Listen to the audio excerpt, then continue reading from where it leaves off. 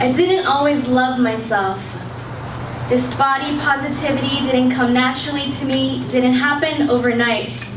Feels more like an oversized sweater I can't quite fit myself into than my favorite pair of jeans. It took 10 years for the word beautiful to mean anything to me whenever it was directed at me. It took 10 years and counting. Some days I'm still that 13-year-old girl who can't stand the sight of her own reflection in the mirror.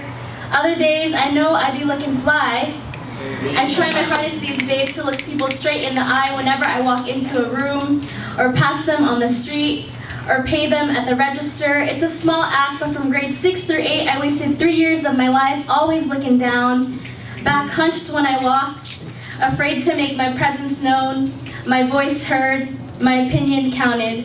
Looking back, I wish I had someone back then to look me straight in the eye, to straighten up my shoulders a bit and tell me to walk with my chin up, my eyes forward, because of all this potential they saw just waiting to be out of my chest. I'm learning to take up space, to ask the hard questions, to speak up when my toes are being stepped on, to step out even when all I've ever known is shrinking small to meet others' expectations. But some days it's okay that I still feel 13, to feel small in a world that may never want to acknowledge my presence, my voice, my opinion as anything worth its time.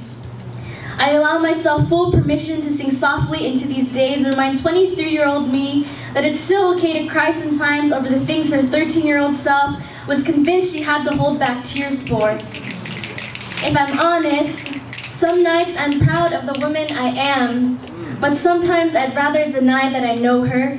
And no matter how much I talk about this liberation, this freedom I found, shame is still something that has me deep in its grip. So maybe this is a battle I will never win. So maybe that is okay. And maybe it's fine that I still don't know how to take a compliment, still question if it's genuine, if it was really meant for me. That sometimes I still worry when he doesn't text me back. That I don't always feel like $100 100% of the time. But here's to those 10 years of learning and failing and learning not to be so afraid of the failing anymore. I marvel at the woman she is becoming. Thanks. Thank you.